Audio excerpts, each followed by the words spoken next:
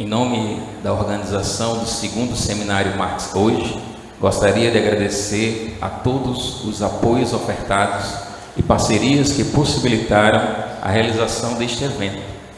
Agradecemos à Fundação de Amparo à Pesquisa do Rio Grande do Norte, FAPERN, Conselho Federal de Psicologia, CFP, Centro de Referência em Direitos Humanos Natal e Semiárido, CRDH, Núcleo de Pesquisas e Estudos sobre o Desenvolvimento da Infância e Adolescência, no PEDIA, UFPB, Grupo de Trabalho Direito e Marxismo do Instituto de Pesquisa Direito e Movimentos Sociais, IPDMS, Sindicato Nacional dos Servidores da Educação Básica, Profissionais e Tecnologia, Seção Natal, SINASEF, Centro de Ciências Humanas, Letras e Artes da UFRN Xixila, Central Sindical e Popular com Lutas, Núcleo RN da Associação Brasileira de Psicologia Social, ABRAPSO, Conselho Regional de Serviço Social do RN, o CRES,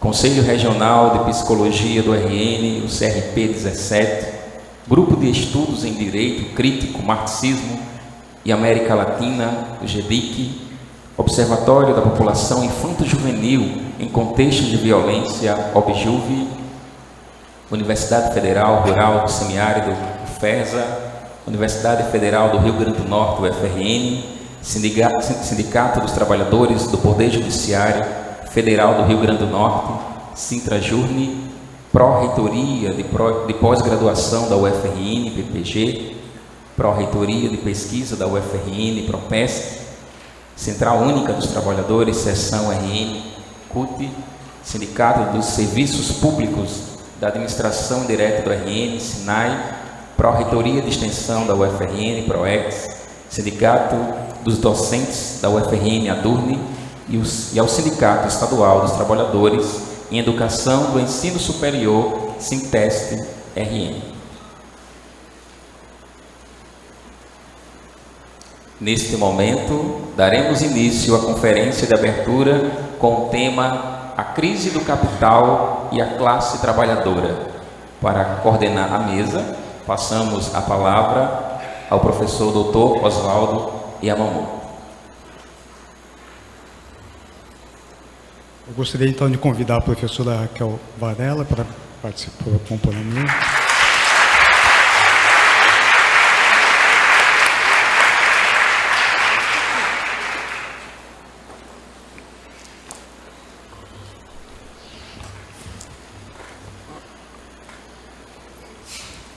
Bem, iniciando então os trabalhos do segundo seminário Marx hoje, nós temos a honra e o privilégio de receber a doutora Raquel Varela, pesquisadora do Instituto de História Contemporânea da Universidade Nova de Lisboa, Portugal, e coordenadora do Grupo de Investigação História Global do Trabalho e Conflitos Sociais.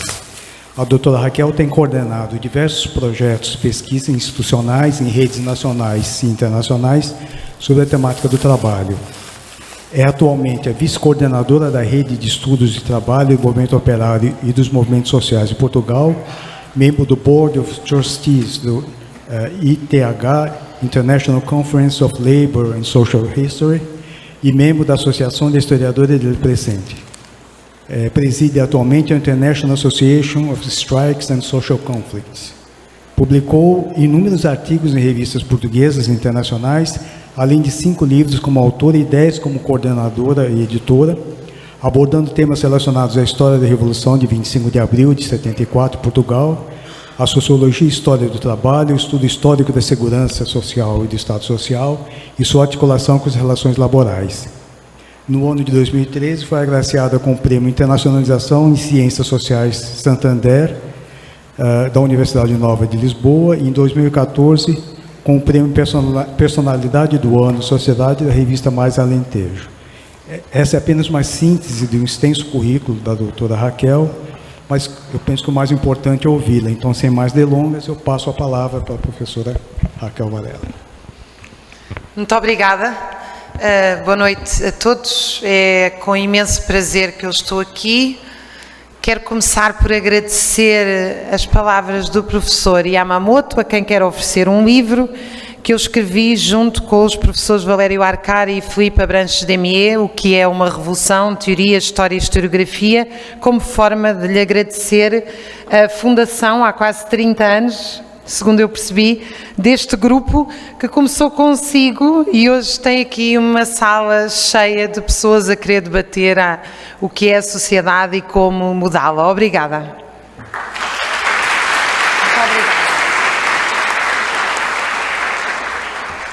Agradecer muito à professora Isabel e também Isabel Kepler, que com tanto carinho foi aturando as minhas mudanças de voo são muitas mudanças, foram muito generosas, e dar-lhes os parabéns por este evento absolutamente extraordinário, tanta gente.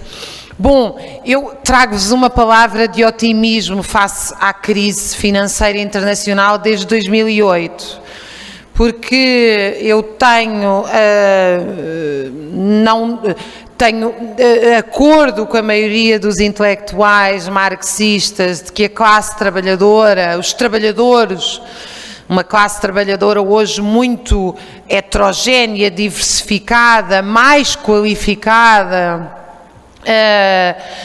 mais internacionalizada, ela se encontra numa situação grave de atomização e ausência de organização, mas não tenho acordo que os capitais hoje sejam uma força dominante e invencível. Eu não acho que há aqui um lado forte e outro lado fraco. Na verdade, do ponto de vista da situação atual, aquilo que nós verificamos é que nós estamos quase numa situação de impasse em que há dois lados fracos. Eu hoje, certamente, se fosse um rentista que investisse em títulos da dívida pública num qualquer país, ou num fundo de pensão, ou numa ação do parque da indústria automóvel, ou mesmo do complexo industrial militar norte-americano, eu estava com insónias graves. Isto porque nós, o que assistimos em 2008 foi a maior crise do modo de produção capitalista desde 1929. E passados 7 anos, e aquele que é um dos maiores retrocessos salariais sobre a massa salarial na sua diversidade, portanto eu quando falo de salário, falo do salário direto, que vem na folha de pagamento, do salário indireto, do salário social, a queda do salário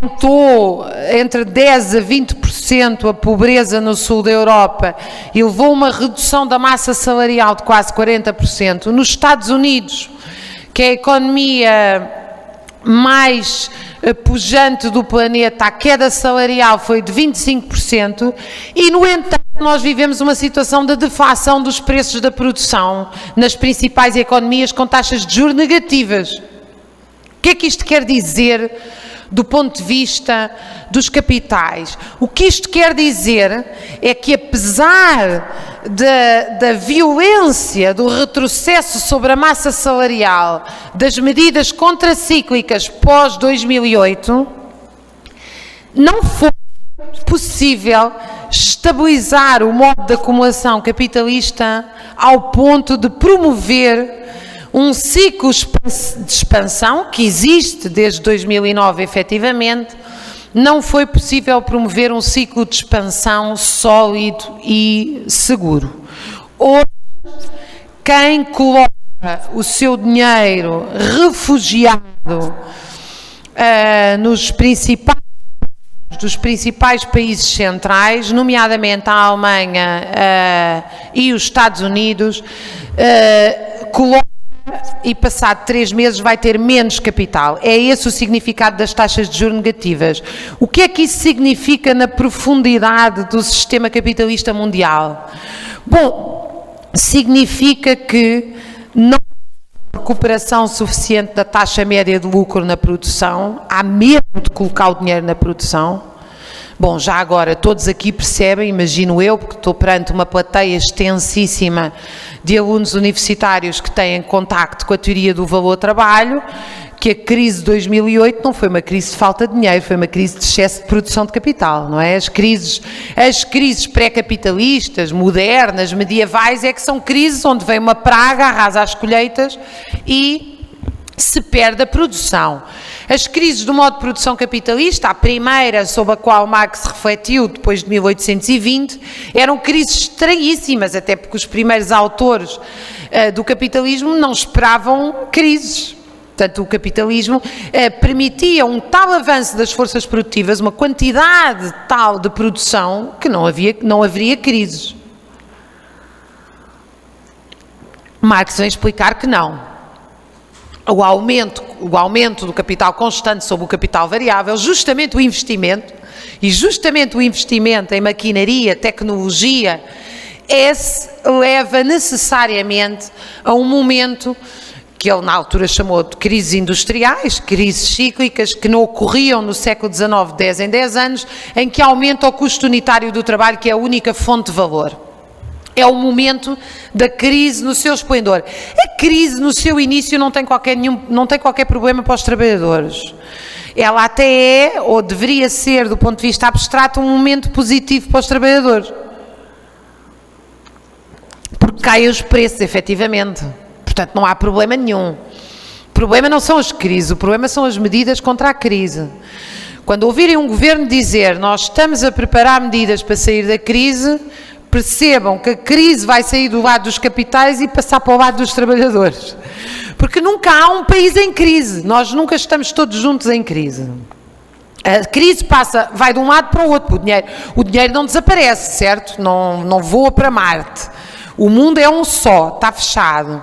Se sai de um lado é porque foi parar ao outro. Nós não estamos todos no mesmo barco. Isso é a mistificação da economia nacional, a que infelizmente aderiram praticamente todos os partidos de esquerda com representação parlamentar em todas as democracias liberais do mundo, aderiram à tese de salvar a economia nacional. A tese da economia nacional é uma tese que mistifica que dentro das nações existem interesses profundamente contraditórios. Não há nenhum interesse para os trabalhadores brasileiros na recuperação dos capitais norte-americanos. Há um interesse comum dos trabalhadores brasileiros com os trabalhadores norte-americanos, com os trabalhadores alemães, com os trabalhadores portugueses, que a riqueza esteja concentrada no fator trabalho e não no fator capital. Portanto, essa é uma mistificação sistemática. Aquilo que é bom para o país, aquilo que é bom para o país, ainda hoje nas notícias vai Angola ajuda ao FMI. Eu estou a imaginar os milhões de pessoas nos bairros de barracas em Angola a pedir ajuda ao FMI. Vocês estão... Não foi Angola que pediu ajuda ao FMI. Foi uma fração dos capitais angolanos que pediram ajuda ao FMI. Agora, Angola... Eles são angolanos, efetivamente, mas Angola tem outra coisa que não são só capitais que vivem à sombra de uma brutal ditadura que, aliás, acabou de condenar à prisão 16 ativistas porque leram um livro acusados de conspiração contra o regime. Nós sabemos que eles não conspiraram contra o regime, mas é uma pena que não tenham feito, porque aquilo é de facto um regime que deveria ser derrubado, e eu quero aqui lançar a minha solidariedade incondicional a esses 16 ativistas presos pela família Soares dos Santos, que vem todos os anos nas revistas internacionais como um extraordinário exemplo de sucesso. Porquê? Porque o PIB cresce, por exemplo, o PIB também cresce na China com salários de $70 por mês, onde a que produz produtos para a Apple, manda colocar redes à volta do prédio quando os trabalhadores se suicidam. O PIB também cresce na Colômbia. O PIB crescer não quer dizer absolutamente nada, e Angola é um caso clássico de uma ditadura que se ergue sob uma exploração ao limite, pela mais-valia absoluta, ao limite da exaustão dos trabalhadores, e com uma clique agarrada ao poder.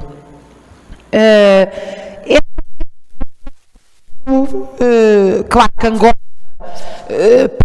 ajuda ao FMI, porque há uma deflação geral dos preços a nível mundial e isso arrastou, como nós sabemos, o preço do barril do petróleo por aí abaixo. Portanto, é neste contexto que um setor dos capitais angolanos estão a pedir ajuda ao FMI. E esta crise que se vive hoje, portanto, nós provavelmente estamos num novo processo de crise cíclica. 2016 deverá ser um novo 2008 ou pior. Portanto, nós estamos numa fase em que efetivamente vai haver uma quebra da produção industrial, nomeadamente da produção industrial dos principais países, nomeadamente da Alemanha e dos Estados Unidos, e provavelmente ela vai se dar nos setores industriais com mais pujança, no complexo militar industrial norte-americano, na indústria automóvel norte-americana e na indústria automóvel alemã, que são um dos grandes motores. Ou seja, do capital constante sobre o capital variável no setor industrial vai arrastar os capitais para uma queda geral dos preços da produção. Queda geral dos preços da produção não significa ausência de inflação, porque a inflação nós estamos a falar dos preços do comércio, não é disso que eu estou a falar. O que eu estou a falar é, usando aquela imagem da crise de 1929, é preferível deitar as laranjas fora do que vendê-las abaixo do preço de uma taxa média de lucro. É aquilo que se chama, Marx chamou a queda tendencial da taxa de lucro, que é uma lei da gravidade da economia. Se há uma coisa que nós temos a certeza nos próximos anos, uma das raras que nós temos a certeza é que vão continuar a existir crises cíclicas. A tendência é que elas sejam cada vez piores, justamente por um aumento brutal da técnica do capital constante, dos investimentos que fazem aumentar o custo unitário do trabalho e reduzir as taxas médias do... Nos últimos 7 anos, aquilo que nós vimos como medidas contracíclicas, as chamadas medidas para sair da crise na comunicação social, foram o aumento brutal da redução salarial. Essa redução salarial também se dá sobre a forma de intensificação do trabalho, ou seja, as pessoas trabalham mais horas e têm mais tarefas. Porquê? Porque há uma massa gigantesca de trabalhadores rotativos que ora estão no desemprego, ora estão na precariedade, uma vez que essa massa garante uma superpopulação relativa, ou seja, enquanto que em Angola, por exemplo, o fator regulador dos salários é em grande medida uma ditadura, nas democracias liberais e hoje em dia, enfim, embora se combine também com regimes de ditadura, nós estamos a falar do desemprego como fator primordial de regulação dos salários, a superpopulação relativa, ou seja, é preciso desempregados para garantir que os que estão empregados aceitam rebaixamento das suas condições salariais. Não há nenhum problema no mundo em estarmos todos empregados, o emprego devia ser, aliás, o desígnio civilizacional, uma vez que o trabalho também é um dever, no sentido em que todos nós devemos trabalhar para a produção coletiva, o trabalho deve ser um bem social dividido por todos, e nesse sentido o trabalho também é um direito, porque o trabalho é o direito à sobrevivência. O que nós assistimos nos últimos 20 anos, e eu sei que vou dizê-lo no Brasil num contexto muito específico, mas foi uma substituição do direito ao trabalho pela assistência discricionária do Estado, os programas sociais focalizados. E, portanto, as pessoas não têm acesso ao trabalho, não têm acesso à dignidade de trabalhar e viver do seu trabalho, mas estão dependentes da discricionariedade estatal para subsídios, que são subsídios que sequer permitem uma vida digna, são subsídios vegetativos, como é o caso do Bolsa Família. Não. Uma especificidade do capitalismo brasileiro nas últimas 2 décadas. Na Alemanha, em Berlim, 17% da população depende do Hartz-IV, que é o Bolsa Família local. Em Portugal, há 47% de pobres antes das transferências sociais focalizadas, depois passa a 18%. Há um problema político sério, porque os partidos de esquerda em geral e os sindicatos, a grande maioria das organizações sindicais, nem todas, caso da Conlutas no Brasil não teve esse, o caso do Sindicato Internacional dos Estivadores também não teve essa política, mas a maioria das organizações sindicais aceitou substituir a luta pelo direito ao trabalho pela luta pelo direito ao subsídio quando se está desempregado. E isso é, digamos, como se diz, a morte do artista, porque enquanto há desemprego, há pressão sobre os salários dos que estão empregados. Esse é o grande regulador do fator salarial no modo de produção. Em Portugal, como eu dizia, depois das transferências sociais, nós passamos de 47% para 18% de pobres. E há uma perspectiva keynesiana que igualiza Estado Social à assistência social. Ora, isso não é verdade. Aquilo que nós assistimos nos países que aumentam os programas sociais focalizados é que eles diminuem o Estado Social. Há uma diminuição do investimento no Estado Social concomitante com um aumento no investimento nos programas sociais focalizados. Porque o Estado Social é universal. Se vocês vão a um hospital e ele é público, pago através de impostos progressivos, ele não é um fator regulador dos salários, porque toda a gente, pobre ou rico, empregado ou desempregado, teve acesso ao hospital público. O mesmo se passa com a educação pública. A partir do momento em que é preciso fazer para ter acesso a um programa social focalizado, ajuda no pagamento dos livros, ajuda no pagamento de consultas hospitalares, etc., mediante prova de pobreza ou de desemprego, nós passamos de um Estado Social universal, um direito, para a discricionariedade focalizada que permite a gestão do desemprego. Entendamos-nos, eu não sou a favor de quem está a passar fome, não lhes seja entregue um dinheiro para deixar de passar fome. Agora, não é isso que se passa nos países nas últimas 2 décadas. O que se passa é a efetiva substituição do emprego pela assistência focalizada como forma de gestão das sociedades, não como forma emergencial de acudir a casos particulares. O que nós temos é uma generalização dos programas focalizados e que se tornaram a base problemática da social-democracia. Enquanto que a social-democracia da década de 20 defendia, por exemplo, um socialista gradual reformista, na década de 45 defendia já sem qualquer horizonte anticapitalista, defendia o pleno emprego e a subida de lucros concomitante com a subida de salários, portanto uma regulação através de um pacto social do capitalismo. Há 20 anos a social-democracia resume praticamente os seus programas à defesa do assistencialismo. É esse o centro da defesa dos programas sociais-democratas. No Brasil, com o PT, mas também na Europa, é esse o centro do SPD na Alemanha, é isso que distingue o Labour e a direita na Inglaterra, o Partido Conservador. É que a direita diz que quem está desempregado não deve receber nada e fica na miséria ou cuidado de uma assistência de estilo misericórdias ou familiares, e a social-democracia diz não, deve ter assistência social. Bom, os marxistas não podem ficar perante esta escolha, que não é escolha nenhuma, isto não é nenhuma alternativa civilizacional, não é? Nós temos que recolocar hoje o emprego para todos como centro essencial do progresso e de uma sociedade igual, livre e justa, porque o emprego para todos é a única forma de sustentar o Estado Social e a Segurança Social e é a única forma de garantir e de acabar com a exaustão absoluta laboral em que vivem os que estão a trabalhar, porque quem está a trabalhar por 2 ou 3, está a trabalhar 12, 14 horas, está a executar tarefas múltiplas.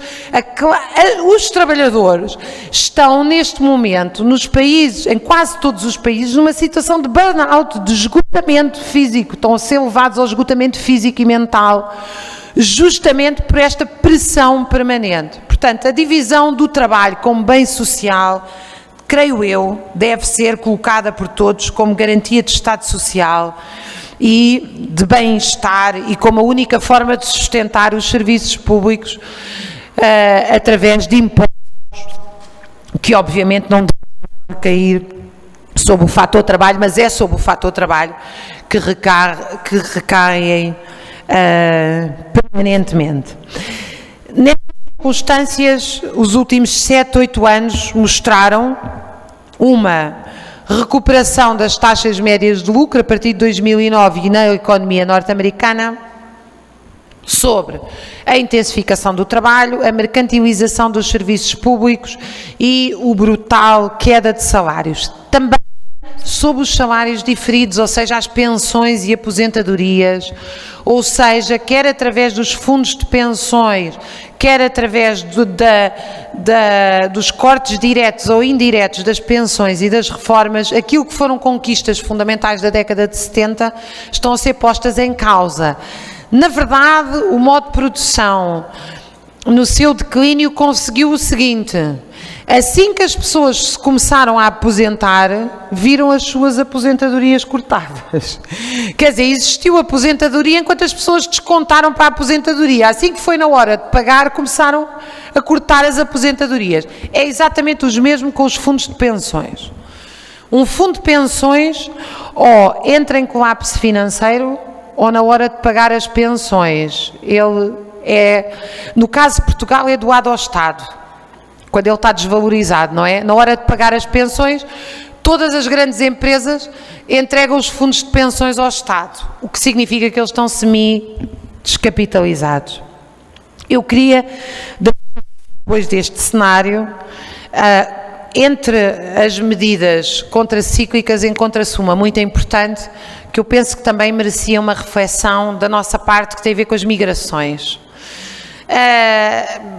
O marxismo tradicionalmente é contra as fronteiras e a favor da livre circulação de pessoas. Eu penso que essa deve ser uma bandeira nossa, mas a livre circulação de pessoas significa o direito a ir e o direito a ficar. Não significa a expulsão forçada de milhares de pessoas em todo o mundo à procura de trabalho barato. As migrações têm servido como forma permanente de pressão sobre os salários em todo o mundo. Nós temos hoje a maior quantidade de populações migratórias, chamadas migrações de substituição, para usar o termo de sociologia.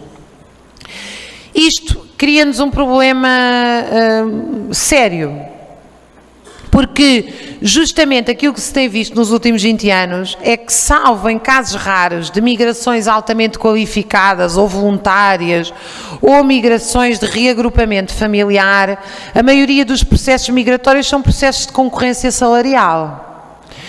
Em particular, na Europa, isso tem levado a um crescimento da extrema-direita eleitoral em alguns países. Eu penso que a resposta não pode ser outra que não seja: as migrações têm que ser aceitas em contratos iguais de trabalho para toda a gente no mundo. Vou dizê-lo assim sem qualquer... Não penso que eu esteja a fazer uma exigência utópica estranha. Estranho é alguém sair do seu país, largar a família, quebrar todos os afetos que levam décadas a ser construídos, para ter que ir trabalhar para algum país e mandar dinheiro de volta para a família. Isso é uma anormalidade. Isso não é, vamos viver para outro país, que divertido. Isso não tem nada de divertido. As migrações, como fenómeno de substituição, na sua maioria, implicam transição de mercadoria, força de trabalho, com uma extrema violência e sofrimento. Não são reagrupamentos familiares felizes. E se era uma brutalidade no final do século XIX, hoje são mais, porque a queda da taxa de lucro é a pressão sobre os salários, e uma das formas por excelência de pressionar os salários é mover milhares de pessoas todo o mundo. Portanto, eu penso que essa questão também deve ser colocada para nós num horizonte programático, que não pode só o programa social-democrata tradicional que diz: nós somos a favor dos mesmos direitos políticos e da livre circulação. Nós exigimos que em qualquer migratório as condições não sejam idênticas às condições que se encontra no país. De outra forma, o que nós estamos de facto a observar é concorrência salarial e, infelizmente, o alimento para as políticas de extrema-direita. Deixo uma nota realmente de otimismo face à situação atual, porque é verdade que o Pacto Social se encontra em erosão, talvez aqui o Pacto Social tenha sido aquilo que nasceu a seguir às greves do ABC, e talvez estejam hoje a assistir ao fim disso. O Pacto Social na Europa morreu em 2008, como morreu a capacidade da social-democracia ter um programa. Talvez o exemplo mais brutal disso seja o Syriza. O Syriza começou no seu programa de Salónica a dizer que ia renegociar a dívida pública e criar emprego. 5 meses depois estava a capitular face a todo o ditaque alemão, e hoje é o governo grego que está a colocar num barco refugiados da Síria para os entregar à semiditadura turca, que os vai despejar na Síria para morrerem. Portanto, nenhuma social-democracia foi tão trágica nesta farsa que é a ausência de um programa capaz de regular lucros e salários, esse desejo keynesiano que falhou redondamente. Significa que, se as propostas pró-stalinistas de 89 falharam, e ainda bem, eu sou das que acho extraordinário que tenha caído a União Soviética, porque a União Soviética era uma ditadura sobre os trabalhadores e não um regime dos trabalhadores, nem um Estado dos trabalhadores. Também sou das que acha que os europeus... se os europeus acham que tinham direitos sociais porque existia uma ditadura na União Soviética, então precisavam de uma consulta de psicologia, diria eu, não? Que bom! Mantenham a ditadura para nós mantermos os nossos direitos. A União Soviética é uma das ditaduras mais bárbaras que existiu em todo o século XX. É um regime de terror assente na utilização massiva de trabalho forçado, e a pessoa mais importante depois da contra-revolução stalinista, que derrotou a oposição de esquerda em 1927-28 na fábrica, não era os trabalhadores, era o chefe da polícia política. Parece que nas grandes fábricas a pessoa mais importante era o senhor do quiosque que distribuía vodka à porta das fábricas. Ninguém pode defender um regime destes. O que é que a stalinista é o único exemplo de derrubo do capitalismo que existe. É óbvio que isso não é verdade. A escassez da União Soviética, o isolamento face à Revolução Alemã, o socialismo são sociedades de abundância. A União Soviética não é uma sociedade de abundância, era uma sociedade que ficou absolutamente isolada dos países ricos, onde há desenvolvimento das forças produtivas. Nós hoje temos um desenvolvimento das forças produtivas que nos permite um socialismo onde há igualdade, onde há liberdade e onde há igualdade, que há liberdade, e é a derrota de 19, a crise da social-democracia em 2008, efetivamente com uma possibilidade de construção de um mundo onde o trabalho seja criativo e não uma tortura, o trabalho seja um bem distribuído por todos, que nos permite estabelecer e libertar-nos para horas de criação, de ciência, de desenvolvimento dos afetos. Hoje a globalização, de facto, colocou o internacionalismo numa nova escala. Todos nós, a toda a hora, sabemos o que é que se passa. A Praça Tahrir acabou no Occupy Wall Street. A produção em cadeia quer dizer, a socialização das forças produtivas hoje é absolutamente óbvia. A apropriação privada é óbvia, tão óbvia quanto a socialização das forças produtivas. Não é como na crise de 29, em que aconteceu uma tragédia à escala mundial. Hoje todo o mundo colapsa com uma crise capitalista porque as fábricas estão todas dependentes umas das outras, como nunca tiveram. Isso também dá uma força aos trabalhadores inédita, que eles não imaginam. Hoje em dia é possível fazer uma greve no hospital só parando o setor informático. Pode haver um fundo de greve dos médicos e dos enfermeiros. É possível parar uma fábrica nos Estados Unidos, a única fábrica da Chrysler Fiat que produz uma espécie de, eu não sei como é que isto se diz no carro, de mudar as mudanças. em Cucamonga, na Indiana, nos Estados Unidos, produz para todo o mundo. Significa que aqueles trabalhadores, se passa ao nível das comunicações, da informática, os trabalhadores nunca tiveram objetivamente, por força da organização dos capitais, tanto poder como têm hoje. Falta terem capacidade organizativa. De facto, quando nasceu o movimento operário com o cartismo em Inglaterra, em 1830, um dos líderes fez um discurso pelo qual foi preso e voltou a ele. E o discurso: organizem-se. É evidente que se nós estivermos sozinhos e vem uma manada de búfalos ter connosco, nós vamos ter medo. O medo não é reverter o medo é criar condições para as pessoas não terem medo. Então, o que nós temos que garantir é que se vem uma manada de búfalos, há 20 mil pessoas a enfrentar os búfalos. Garanto-vos que os búfalos fogem, nem sequer tentam atacar. Portanto, é uma questão de organização dos locais de trabalho, organização dos lugares de atenção, organização dos hospitais, organização das escolas. Isso implica as pessoas ouvirem-se umas às outras, estabelecerem relações, organizarem-se coletivamente.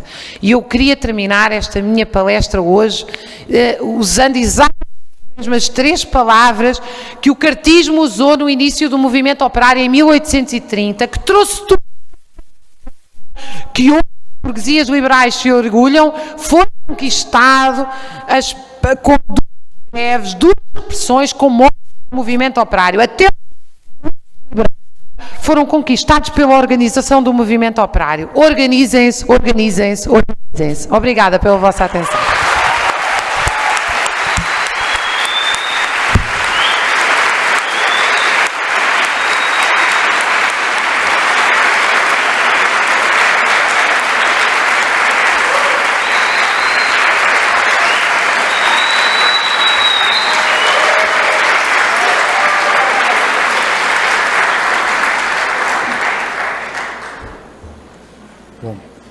Eu queria, então, em nome da organização do evento, agradecer imensamente a doutora Raquel Varela pela brilhante exposição.